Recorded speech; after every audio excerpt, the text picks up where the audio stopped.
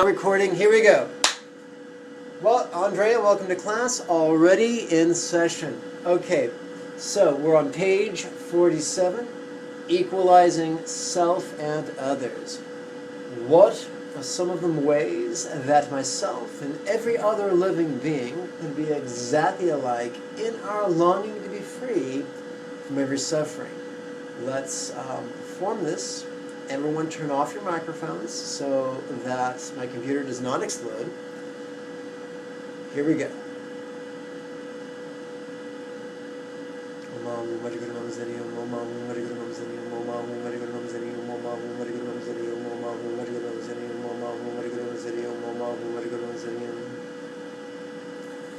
I have to get up for a moment. Do bear with me. Oh boy. Oh.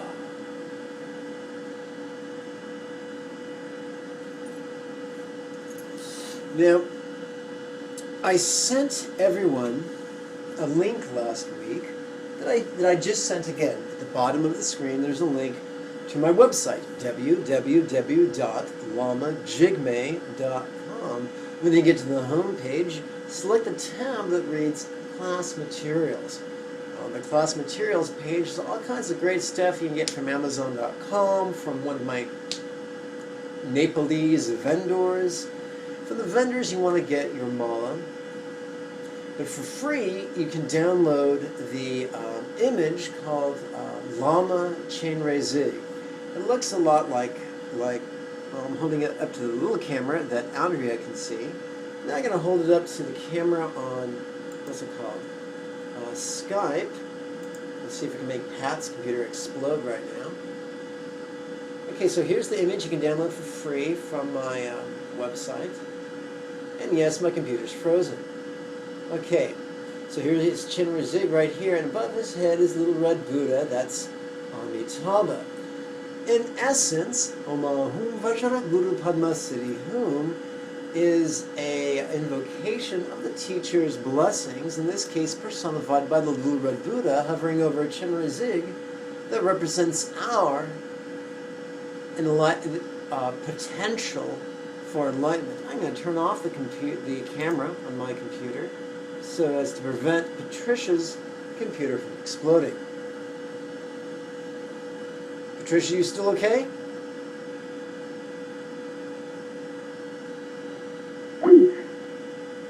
Okay, so let's keep moving.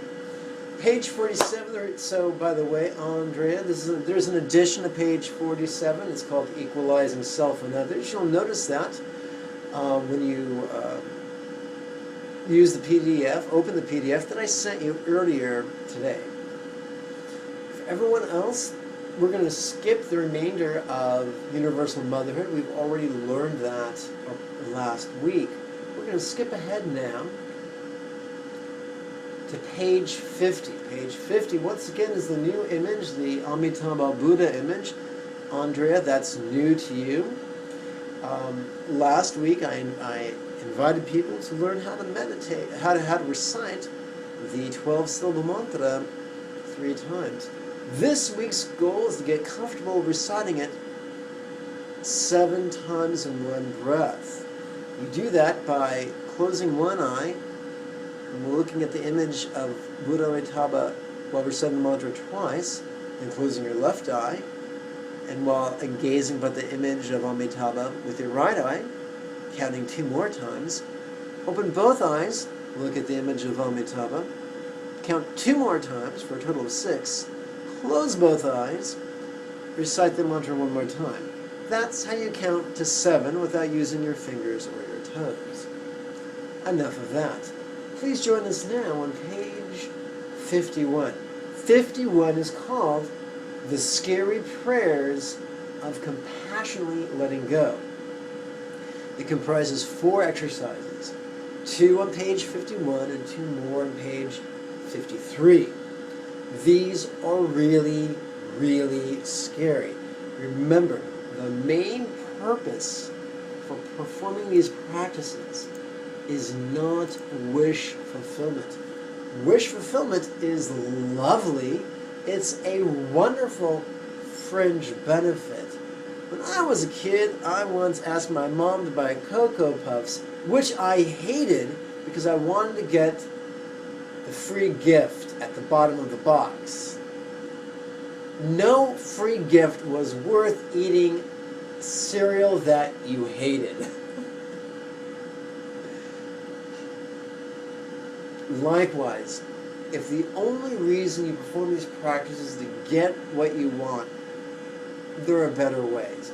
But if the main reason for practicing is because you want to become more loving, more compassionate, more wise, more joyful, more peaceful, and more free, then you've come to the right place. So these 4 exercises are really cool. We each tend to grasp with white-knuckle intensity. Traditionally in Buddhism, we use the wisdom practices that you will learn in the next few weeks to let go. This is an unusual set of practices because it uses compassion as an excuse to let go. So already you've learned the silent practices. You've learned the 10 rhetorical questions to train in compassion. Last week, you learned the universal motherhood set of contemplations to increase our sentimental compassion. And now, armed with that compassion that we've already generated, we're going to use it as a crowbar to pry open the heavy stone door of our wisdom. If wisdom is about letting go, then ignorance is about clutching. We're going to use compassion to remedy that clutching. So, right now, we were talking, I went around class and I asked people what their struggles are. Pat has a pain in her knee. Henry has a pain in his back. And so we're going to be aware of physical discomfort, which is really a convenient thing to meditate on, because for physical discomfort, we don't go a day without physical discomfort. So the first exercise we stumble upon on page 51 reads, if mind liberation from, fill in the blank. So we're going to use pain. If mind liberation from pain right now is best for all living beings, then may I be liberated from pain right now, that all beings may benefit. And you know what? It's super easy to benefit living beings if it means we get what we want. You know, when our selfish needs are being met, we can be magnanimous motherfuckers. So let's start with that right now. Remember how I said 3 weeks ago, when I was introducing you to the 10 trainings of compassion, we start off with the selfishness, and then we focus on one person, then we focus on our neighbors, then we focus on the whole planet, then we focus on the whole universe. So we start small and go big. Same thing here. We're going to start off easy and work to the scary. So let's play with this right now.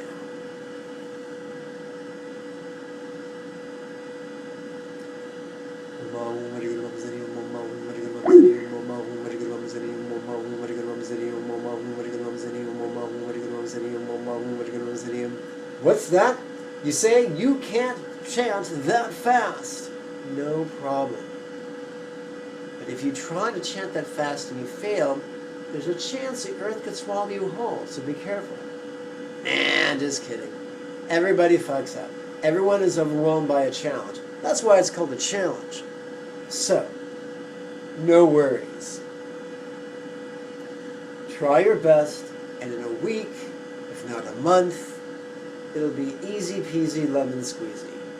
You'll be like, dude, why was I ever impressed with Lama Jigme? So, exercise 2, page 51.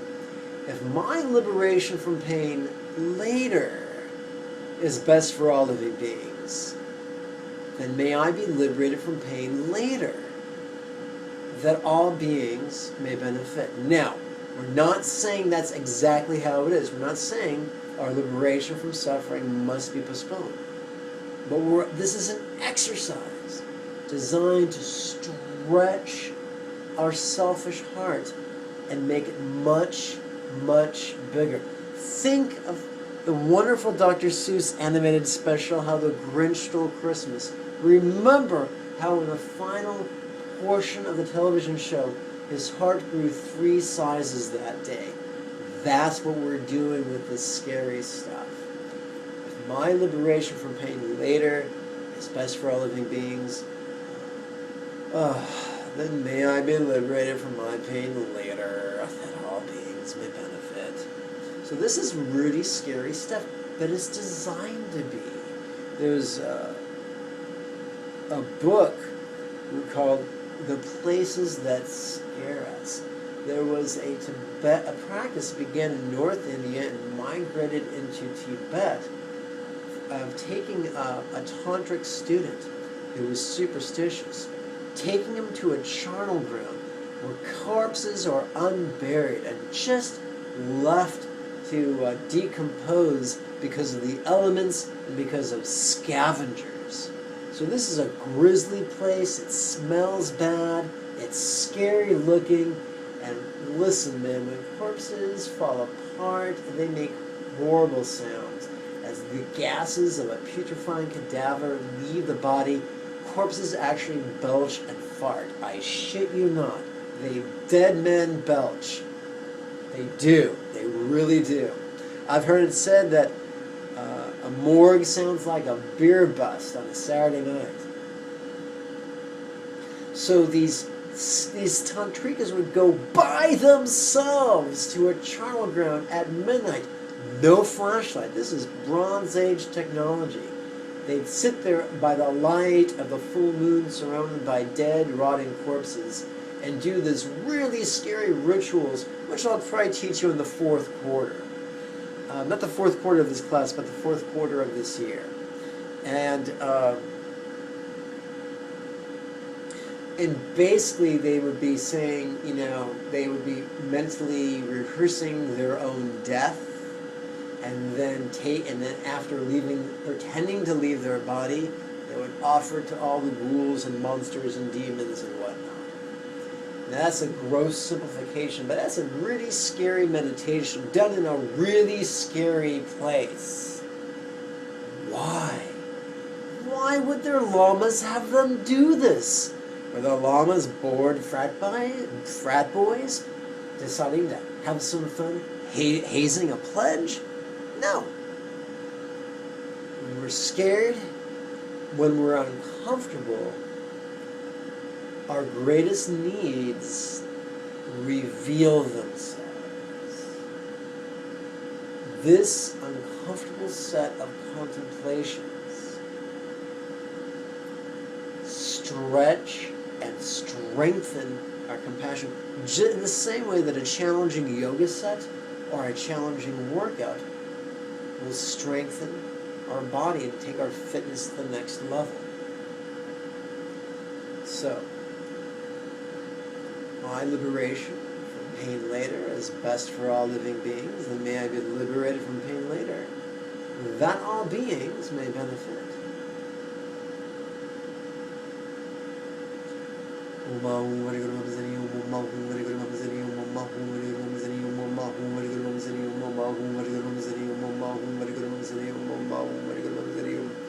Now, you could say, hey, Lama Jigme, you're not in pain, Pat's in pain. Why are you doing this in the first person?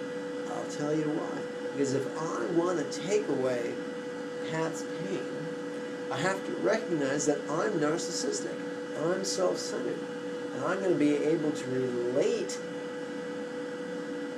to Pat's pain to the same degree that I can relate, at least using my imagination, to pain in general. So these 4 scary contemplations or preliminary practice to me being able to be even more effective at having even more compassion for Patricia. Let's jump forward 2 pages to page 53. Now, I don't recommend printing out the entire PDF, but I do recommend printing out this week's lesson. That way, and you can put it in report cover or a notebook, that way you'll always have an opposite page. And whenever there is, on the right page, whenever there are contemplations on the left page, there'll be an image, which is really useful for the future. Page 53 takes us to the third contemplation in this set.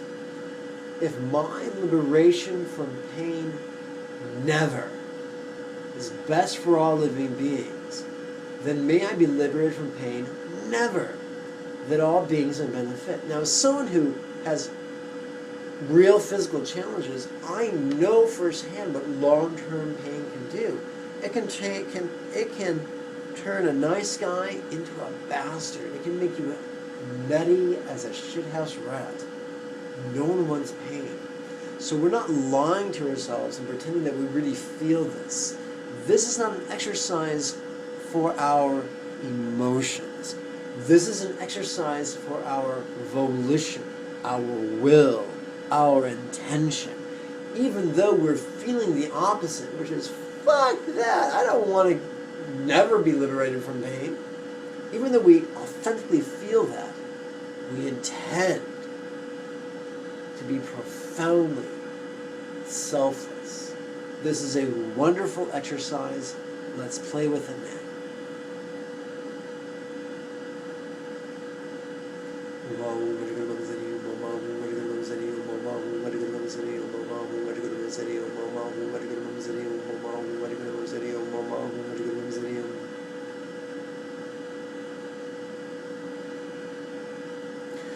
And Andrea, if you have any questions that arise during class, jot them down and then address them to me in an email, and I'll do my best to answer them. Of course, if you could send only one question per email, that will prevent my head from exploding.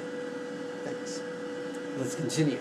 Exercise 4 at the bottom of page 53. So we've already done the 3 scary prayers. Now the conclusion of the matter. May I take all of everyone's pain and add it to my own. So what's it? My pain. So my pain may be a substitute for everyone else's pain. Why? That they may be utterly liberated from sufferings, causes, presence, tyranny, and consequences. May I take all of everyone's pain and add it to my own, so it may be a substitute for everyone else's pain, that they may be utterly liberated from sufferings, causes, presence, tyranny, and consequences. Now, let's pretend we were stupid fools who actually thought suffering was grand. Let's pretend we tried using these 4 contemplations to harm ourselves. Would it be possible? According to the Dalai Lamas, no. The generation of compassion is a prophylactic. It is protection. It's like the navigational arrays, the shields that they use in Star Trek. Just as the shields in Star Trek protect the Enterprise from a phaser attack, likewise, our compassion prevents us from being harmed by whatever we're putting in this blank. So it is our compassion makes it safe for us to play with these ostensibly dangerous ideas. Of course, the 12-syllable mantra doesn't hurt. So let's play with this right now. Number 4.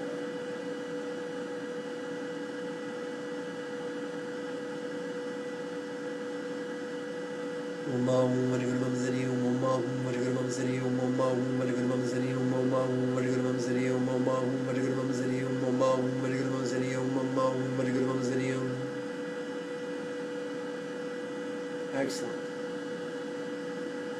Now, open up your mics. If anyone has a question about these 4 exercises, now would be an ideal time to ask. I'm a little scared. Lama Jigme. That's understandable. That's very, very healthy. Let's actually use that fear for the next exercise. Is there any questions at this point? There's no repercussions from this. There are. The repercussion is that it's your compassion for others is going to grow, and our self-importance, our narcissism, our pride, our selfishness is going to get weaker. For instance, imagine you were a prisoner at Guantanamo Bay, and they strapped you to a wheelchair with a bedpan for a month. All your muscles would atrophy. You'd get incredibly weak and have horrible bed sores. Now, likewise,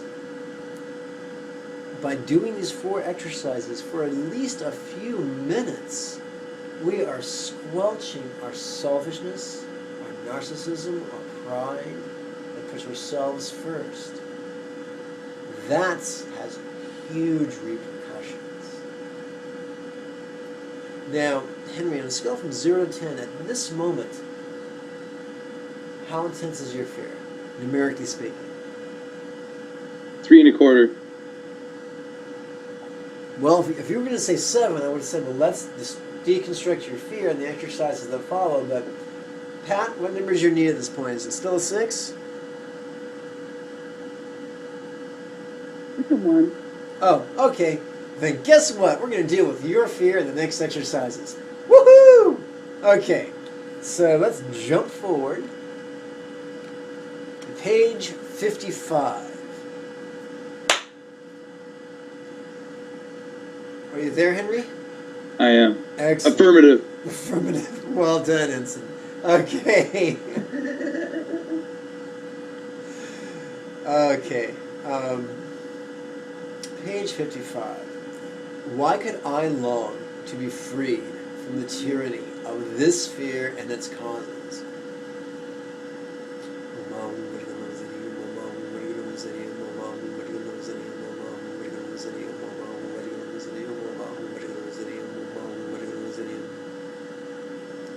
May I be freed from the tyranny of fear and its causes right now.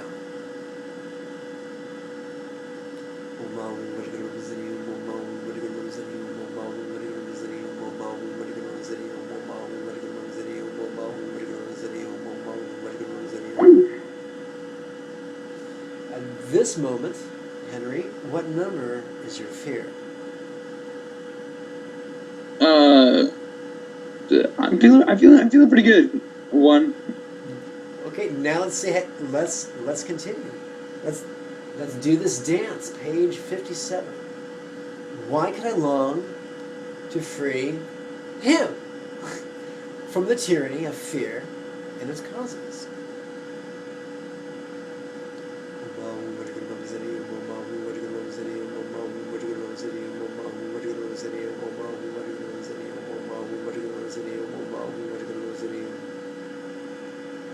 May she be freed from the tyranny, fear, and its causes right now.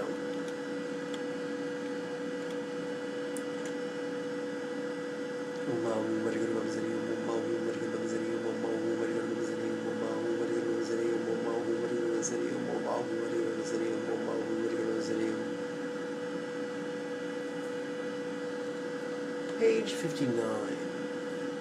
Why could I long to free these neighbors from fear and its causes?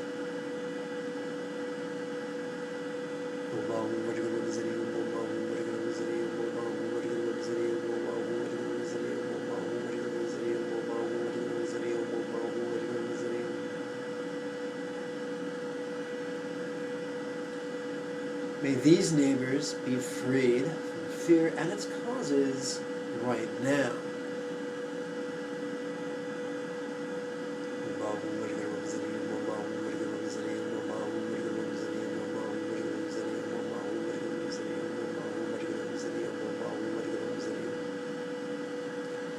Page 61.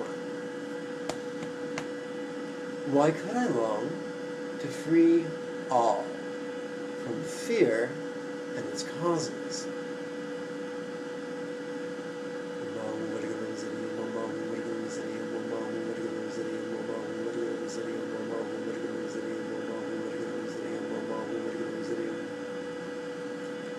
May all be freed from fear and its causes right now.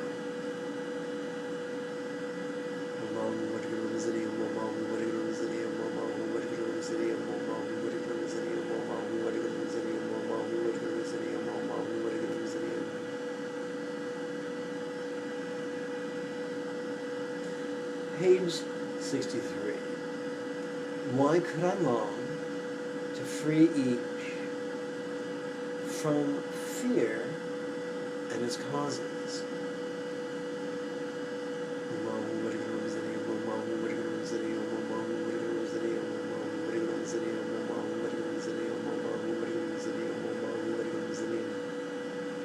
May each be freed from fear and its causes right now.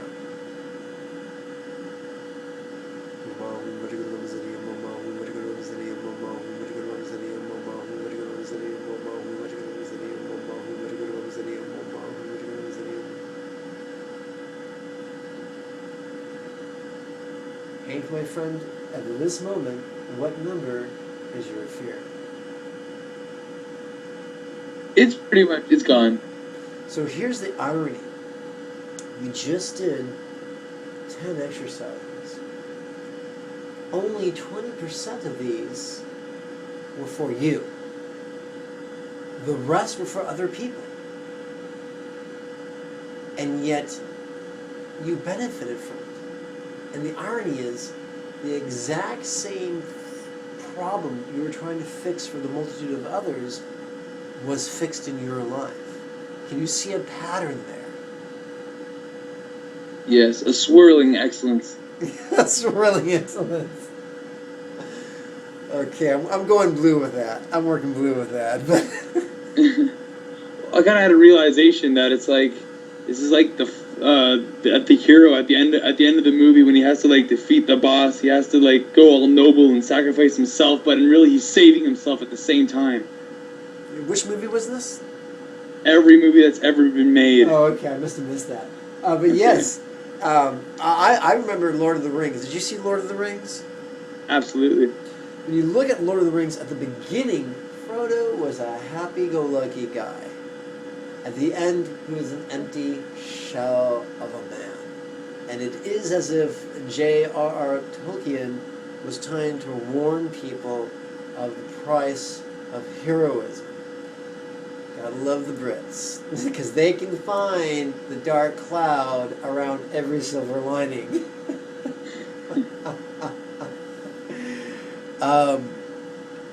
The same theme is repeated in the third episode of The Matrix, Matrix Revolutions, where Neo dies at the end.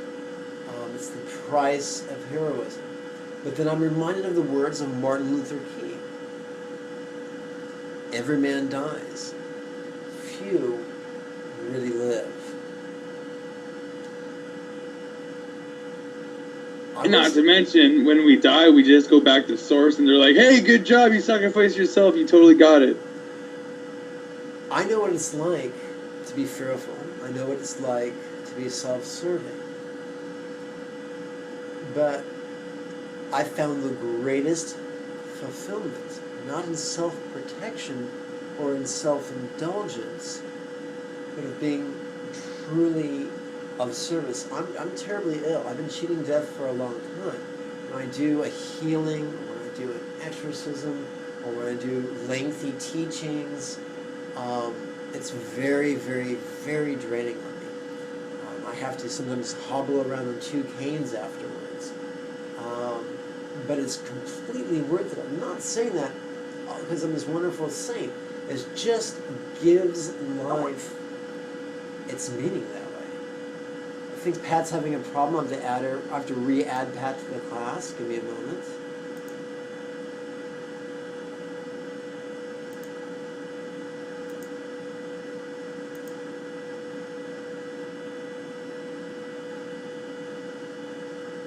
While she's getting here, I was wondering about these beads. Which ones were you talking about? They're on the page. I'm looking at them. Okay, you see one says men's and one says woman's? Yes. Get the men's. What's the third one? I'm now looking at the page right now. Oh, the gold colored brass with the bell and Oh, that's door. the counter. So, according to the instructions, it says, I urge each of my students to buy counters, which can be looped over the maulers with a lanyard hitch. And there's links. So, get a set of counters, you silly goofball. I am seriously in consideration with it. What was that? I'm in some serious consideration with it. Listen, And what do the beads do? There's something that Jason can use to beat you up the head and shoulders when you step out of line. Say they look pretty painful. They could be used. Okay, so let's stick to the lesson at hand, shall we? Yes, excellent. Yes, amigo. Okay. It's dueling geeks. So at this point, let's turn over now to page 64. Now, 64, 65, and 60.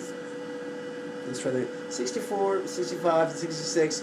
At cursory glance, might seem like exactly what you've been doing, but there's a subtle spin on it that I think you'll really find fun. You can say, man, Lama Jigme keep giving me new silent meditations. God!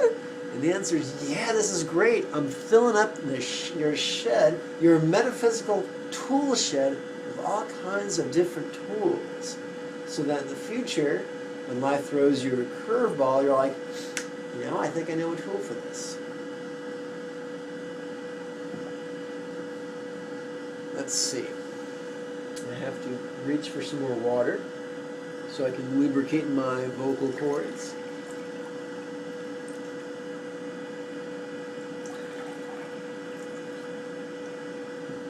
Okay, page 64. Let's jump ahead to page 65. Essence of compassion and letting go. We've been playing with compassion. Compassion is taking away anyone's suffering, seeing someone suffering, and taking it away. Obnoxious noise, not required. So, the first exercise reads, conventional compassion. So that means we're taking away conventional stuff. So we read the first two lines of the in-breath, soothe, this, that, these, all, each, fail, lack, ill, lone, dange, relaxing. What the fuck does that mean? Clearly Lama Jigme's lost his mind. Well, first you would do, soothe, this, ill, relaxing. And this would be a reference to myself. That would be a reference to one other individual. These would be a reference to all your neighbors or a group of people.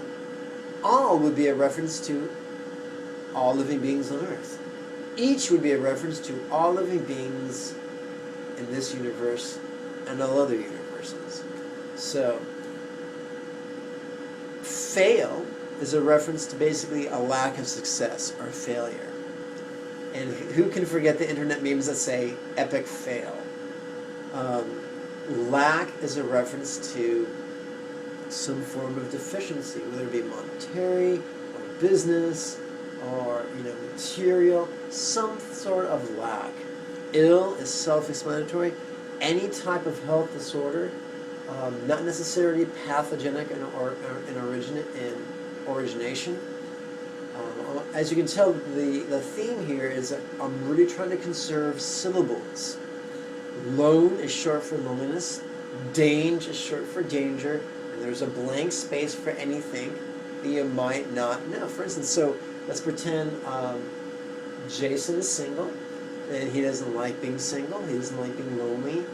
And, so he might say, he might notice his own loneliness and say, soothe this lone on the in-breath, relaxing on the out-breath. Then he might turn his attention to someone else he knows is lonely right now. Soothe that lone, relaxing. He might do that 3 times. Then he might turn to his neighbors in his mind's eye, or his town in his mind's eye. Soothe these lone, relaxing. And yes, I do horrible things to grammar, but English still survives. And then he can continue and just notice the entire world. Soothe all lone, relaxing. And finally, soothe each lone, relaxing. Now I'm going to be honest, my go-to move is the love meditations. Sometimes when my mind wanders, it wanders to innocuous things.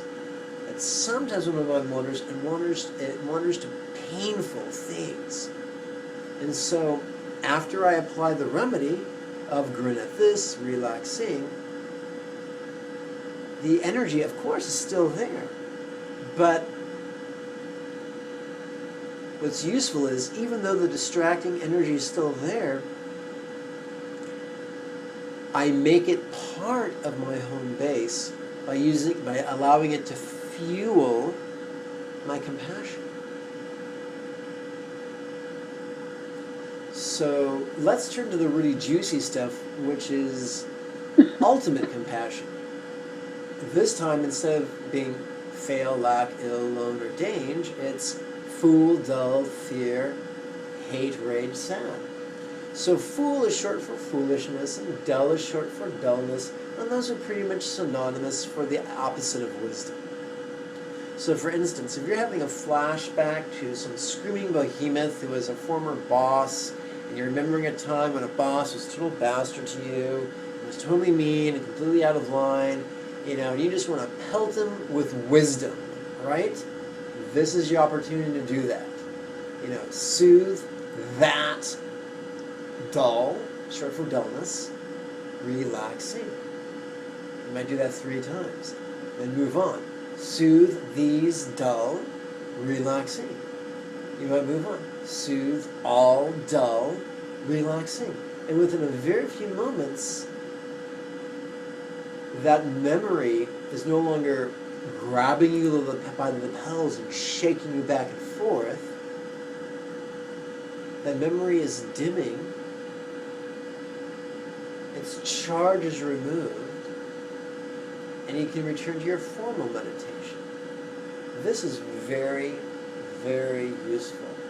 Fear is obvious. Hate and rage are very, very similar. Rage is more basically like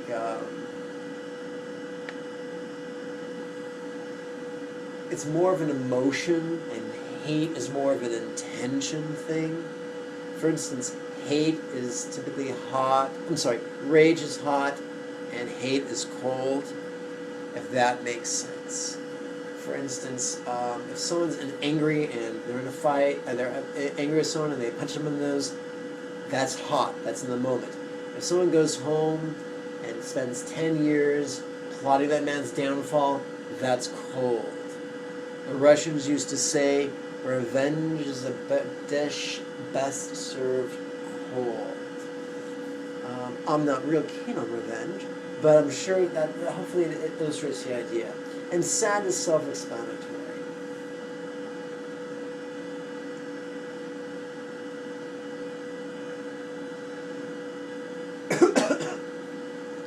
Below that is the normal practice. Grin at this, relaxing. But we see extra things. Sometimes when we feel something very, very strongly, we can play with it. Grin at this, relaxing. Well, what is this thing? Is it a feeling? Then grin at feel, relaxing. Grin at sound, relaxing. Grin at sight, relaxing. And so however something presents itself to us, we can work with it, which is really, really cool. Notice the word bliss is in there. Grin at bliss, relaxing. that is your first taste of sexual tantra.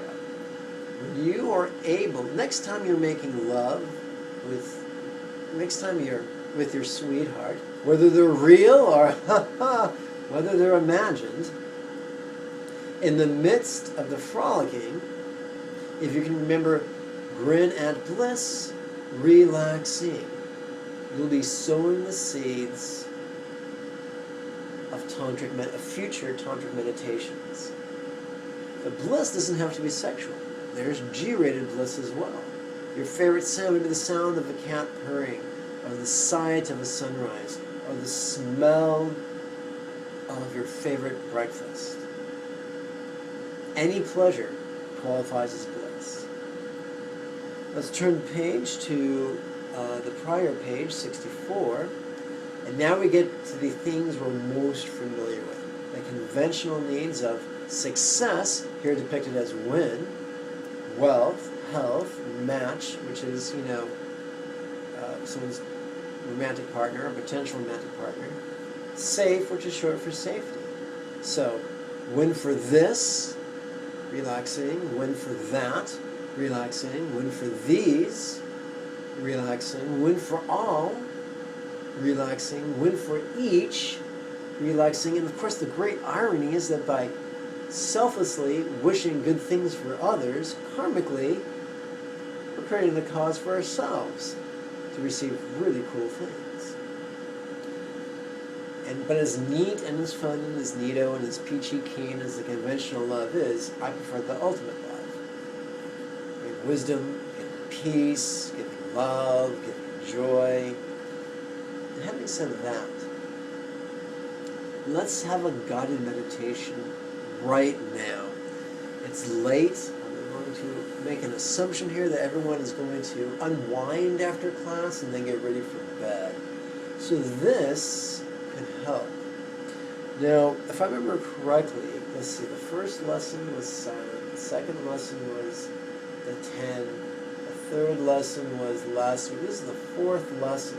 So that means we should do a 6-minute guided meditation right now. And that's exactly what we're going to do.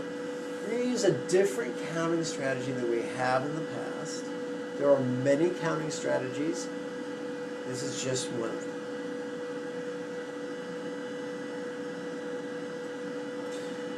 Quick review. Our pinky correlates to... Oh wait, before we go any further, are there any questions about the material that we just covered?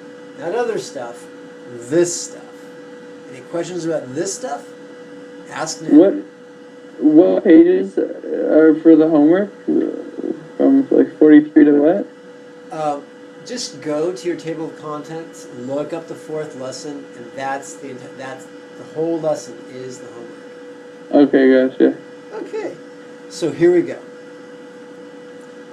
Let's make this a pop quiz. Jason, which cavity on your body corresponds to your pinky?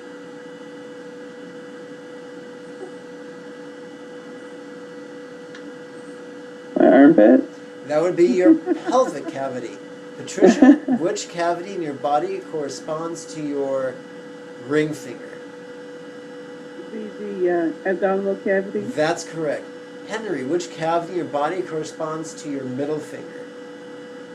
Chest cavity? Yes, your pleural cavity. And the index finger refers to the crown of your head. So, we're going to start by working with our navel. So what we're going to do is we're going to count sets of 3 by touching the tip of our left thumb to our left ring finger. We're going to slide the thumb down to the first set of creases. We're going to rest this in our lap, palm up. Using our right hand, we take our right thumb, touch it to our right ring finger, and starting with the first set of creases at the bottom, we're going to do our first rep, then our second rep, and then our third rep on the first, second, and third sets of creases.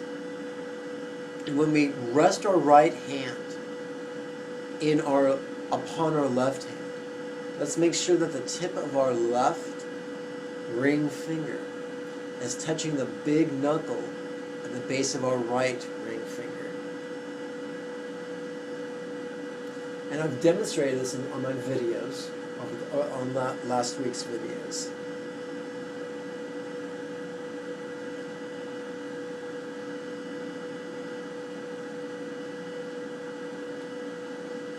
Y is for this, relaxing.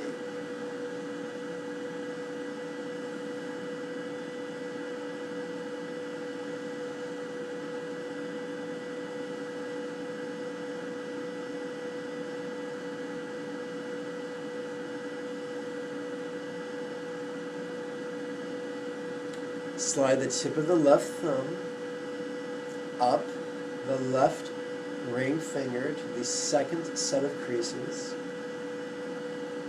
and using all three creases on the right ring finger. Y is for that, relaxing.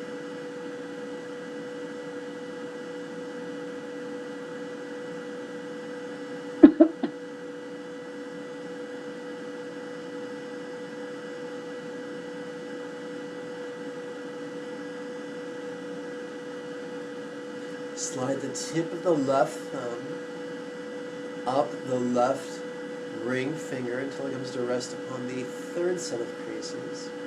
And using all three creases on the right ring finger, we use the exercise. Y is for these, relaxing.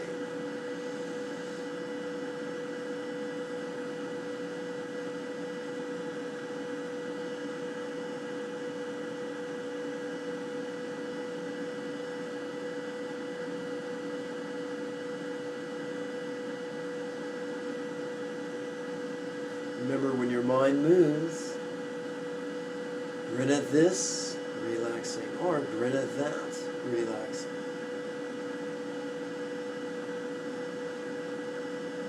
Returning your attention to your left hand. Slide the tip of your left thumb down your left ring finger until it returns to the first set of creases. Using all three creases on your right ring finger. Y is for all, relaxing.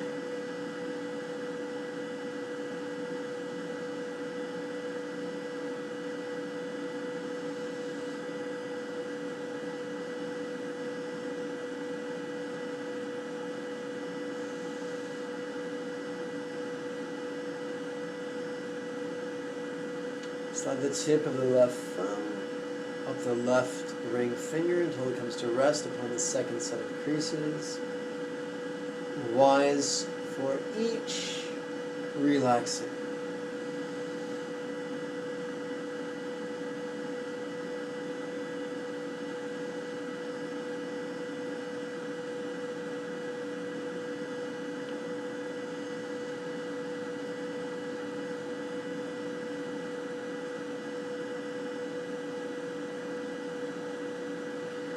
Tip of the left thumb slides up the left ring finger until it comes to rest upon the third set of creases.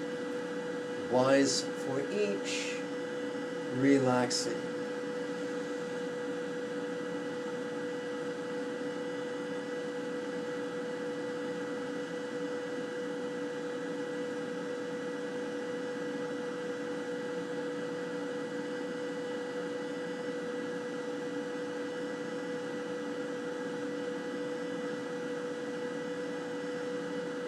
Tip of the left thumb slides down the left ring finger to the first set of creases. Y is for each, relaxing.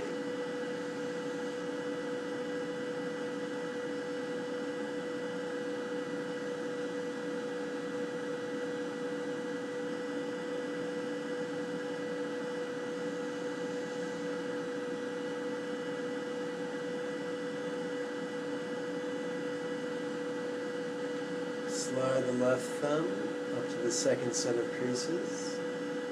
Y is for each, relaxing.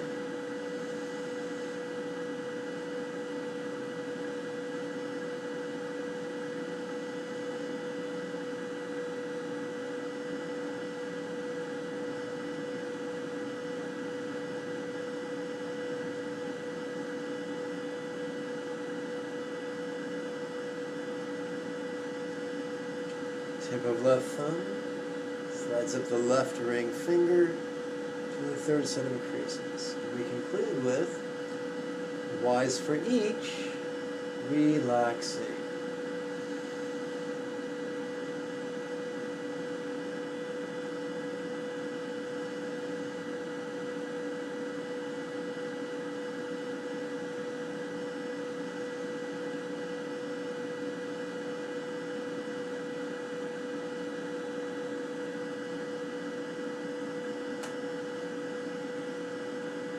That was approximately 3 minutes.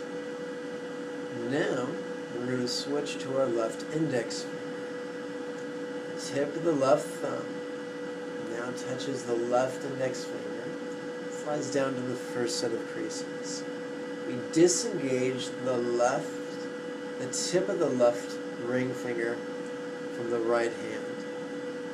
We now touch the tip of the left index finger to the big knuckle at the base of the right index finger. We now disengage our right thumb from our right ring finger, touch our right thumb to our right index finger, and slide the thumb down until it comes to rest upon the first set of creases at the base of the right index finger.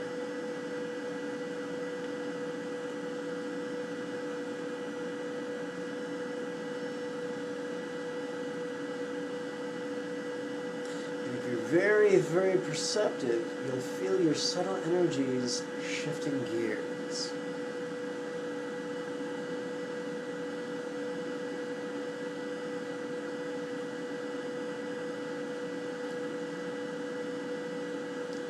Peace for this, relaxing.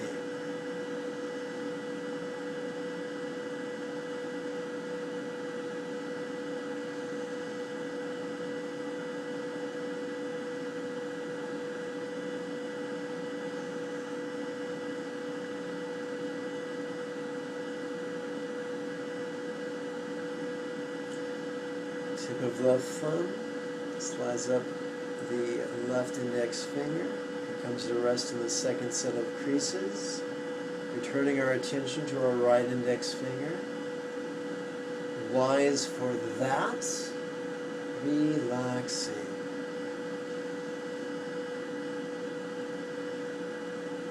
Remember, our mind will move.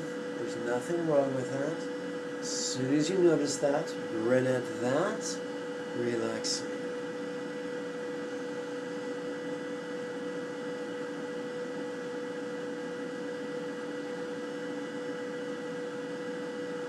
Tip of left thumb slides up the left index finger, comes to rest upon the third set of creases. Wise for these, peace for these, relaxing.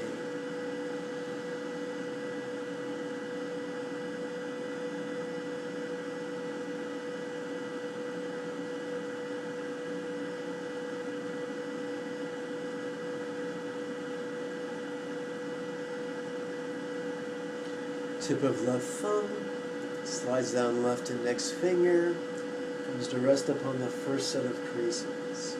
Returning to our right index finger. Peace for all, relaxing.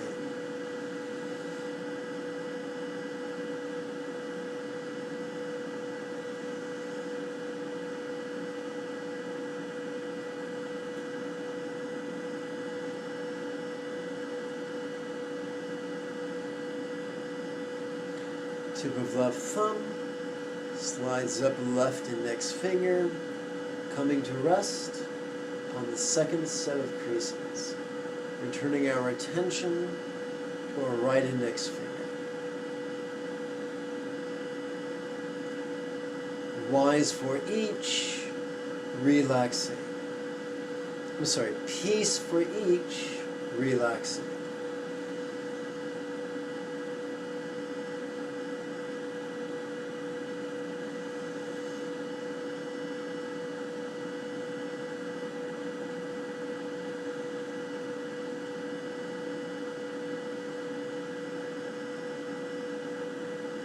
Tip of left index finger.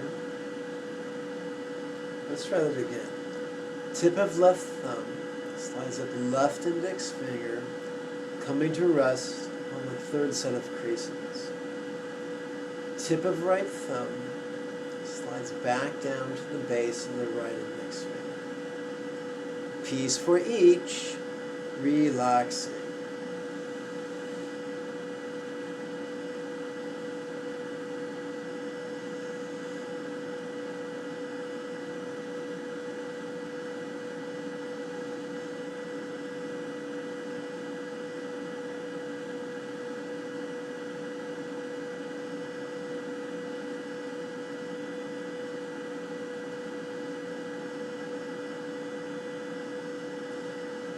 At this point, you're probably a bit sick and tired of me spelling out what to do with your thumbs and your creases. So, for the next 9 breaths, it's free skate. Just be sure to use both your index fingers. Of course, the meditation is the only meditation we're going to use for the next 9 breaths. Peace for each, relaxing.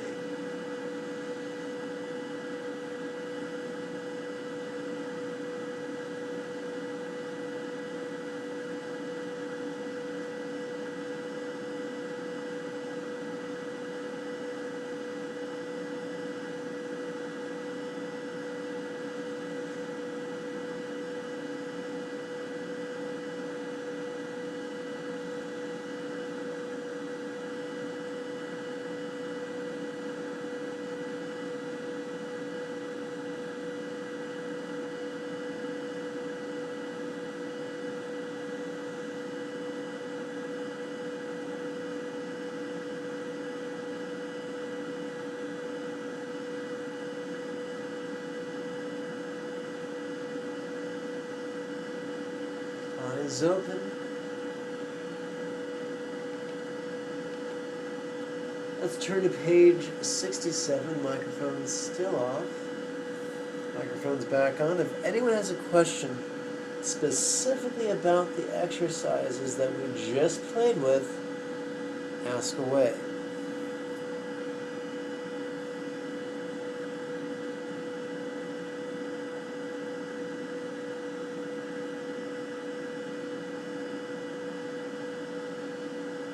All right, page 67. Let's use the bookend chant for Bodhicitta's essence. Mothers, what you may now accomplish, the spontaneous habitual, easy, unaffected mastery of Buddha's mental yogas, of wisdom, peace, love, and joy. I now lead every living being without exception to this ground. May everyone be healthy, wealthy, and happy. May everyone practice skillfully and joyfully. May everyone accomplish everything in this life, and then many others do likewise. For truly that is the meaning of life. O Mani Padme Hum. May I always be careful throughout all my lives. By the Buddha of infinite enlightenment, meaning is my con-teacher. And as such may I always enthusiastically and joyfully tread this excellent path raised by the conquerors. Page 68, this is brand new. Through my virtuous merit from practicing with pure motivation. I'll stop right there. That seems like a great big burden. Pure motivation? Dude, my motivation is about as pure as the snow that you find in the big city. What makes our motivation pure, my friends, is not what we feel, but what we choose, what we intend. Let's continue. May all living beings, throughout all their lives, beings continually experience the presence of Lama Amitabha and always come under his care. There's a typo there that says her. I'm going to fix that. It should be his.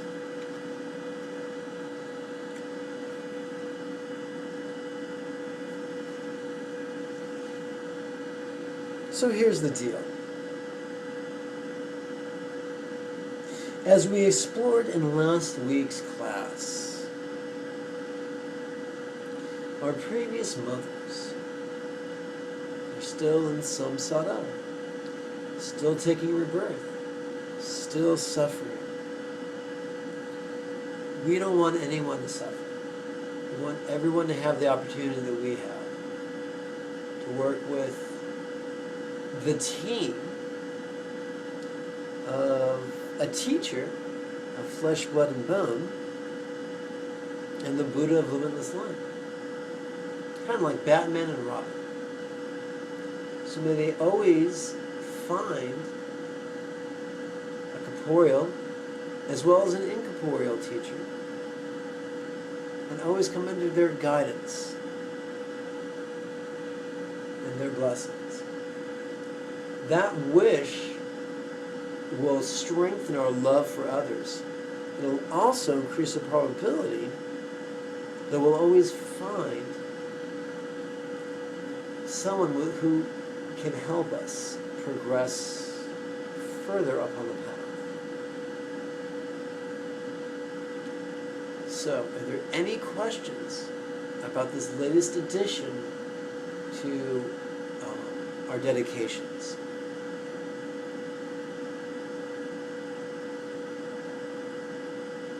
Okay, I'm going to open it up for one general question about Buddhism. Does anyone have a random question about Buddhism? Well, Jigme, I do have a question about the silent practice we just did. Yes, When ma'am. when our mind wanders and we go back to grin at this, relaxing, if we start to fall asleep, can we use the same thing to wake us up and move our minds back into awareness? Well, actually, that's exactly right. You're doing it, yes and no.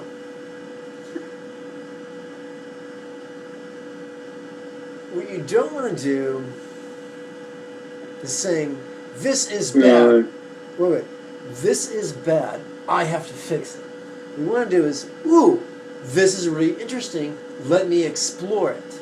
And there's a difference. So, if you're feeling drowsiness, grin at feel, which is short for grin at this feeling, but you know how I feel about syllables. So grin at feel, relaxing.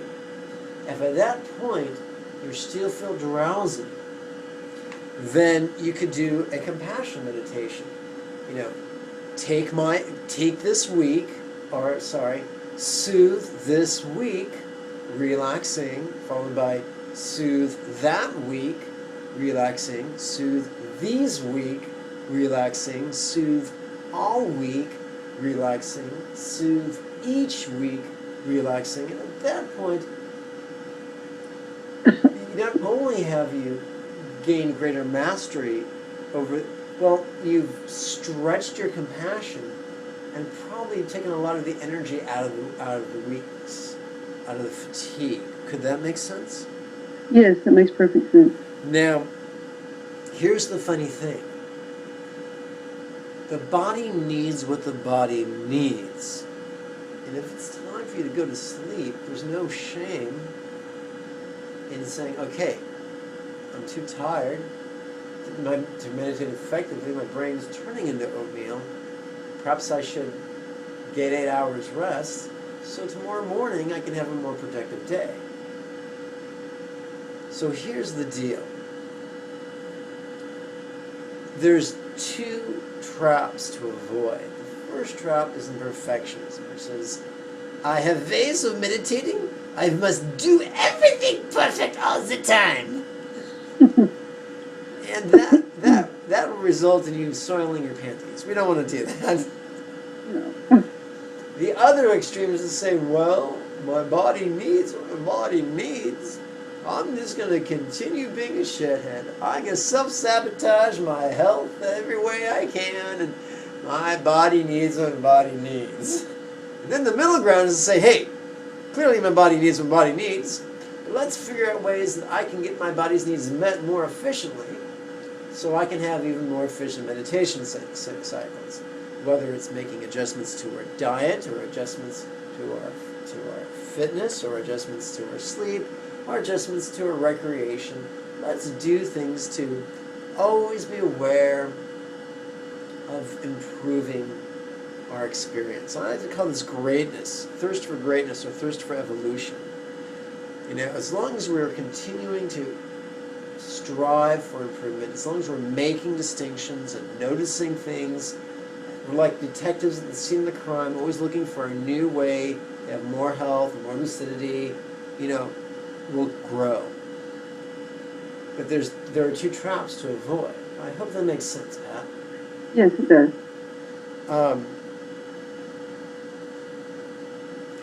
Personally, I have found that genuine enthusiasm, genuine ambition to grow is very rare. Statistically speaking, it's less than 1% of the people who really want to grow in every area of their lives. But it's integral to the path. If we look for excuses to justify, minimize, rationalize, and fatalize every inadequacy in our life, we will find them. However, if we look for opportunities to improve the results that we're getting, we will find those as well.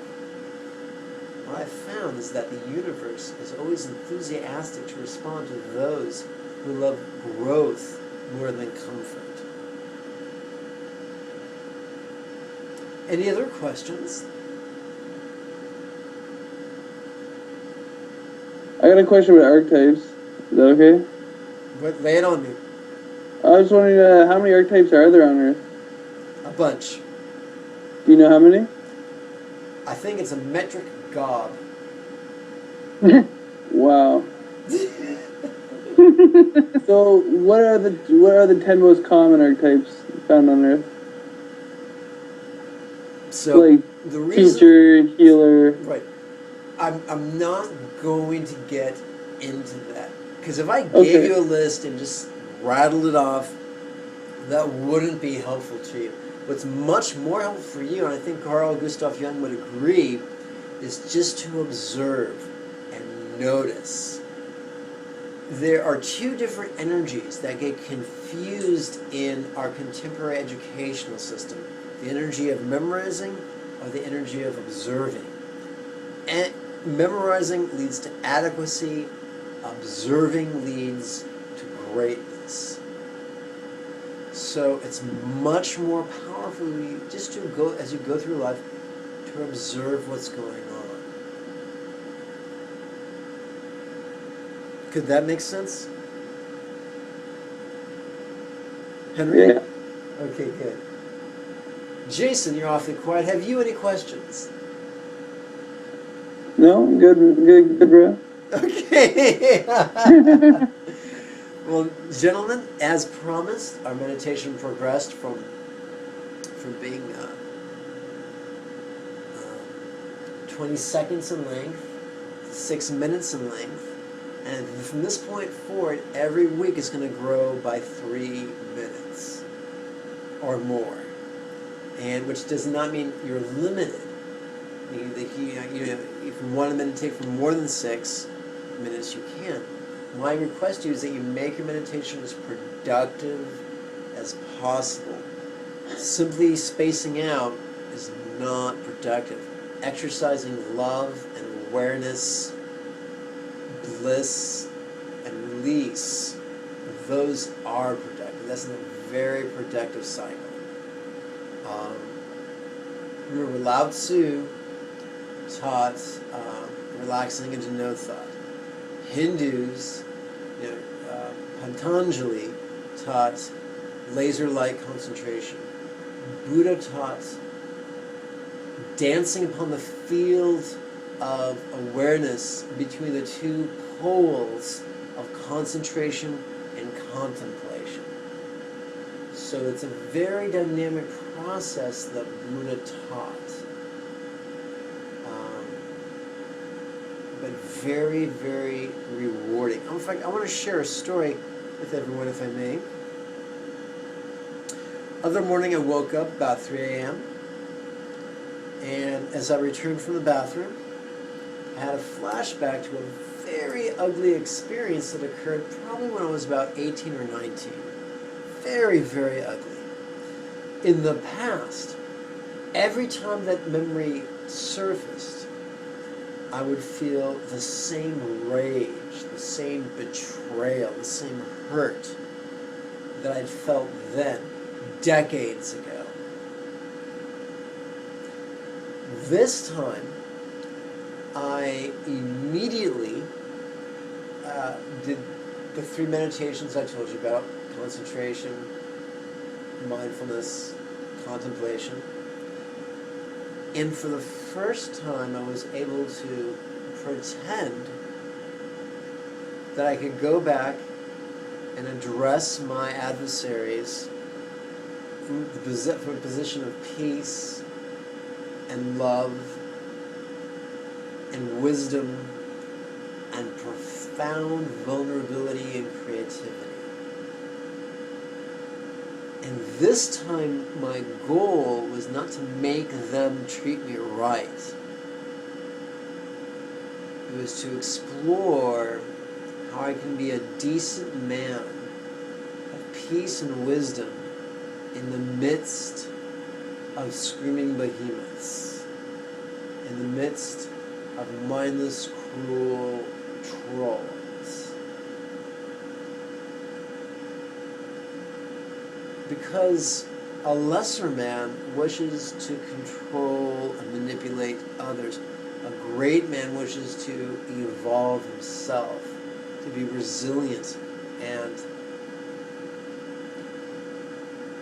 to find the inner beauty within himself, regardless of the slings and arrows of outrageous fortune. I've said all that to say this technique of dancing back and forth between the two poles upon the field of mindfulness is powerful. It's deeply, deeply powerful. This mantra we're relying upon, this guru invoking mantra, is very, very powerful. I say this not out of faith, but out of experience. Hopefully, this inspires you somewhat. Well, it's just about 8 o'clock my time. I want to thank everyone for your time and your enthusiasm and your courtesy. I thank you for your enthusiasm to practice and for your kindness to make donations. That's how I support myself. That's how I buy food.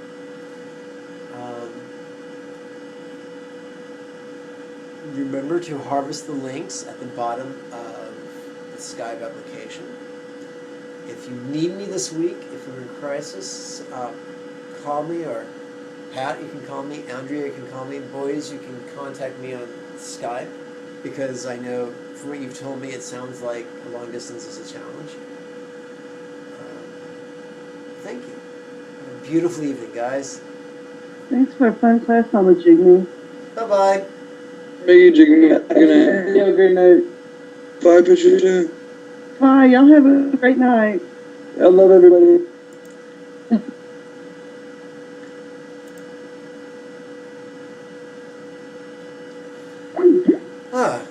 Okay, Andrea. Thank you very much. I apologize that when I first read your email, I was not in a resourceful state. I was having tachycardia. I have a bit of a heart condition. And it took me a while for once the tachycardia subsided, it dawned on me that I could record this over my phone and hopefully save you some time. Anyway, I hope you did very well in your test. And of course, if you have any questions, you can call me or write me this week. And hopefully you'll be able to join us next week.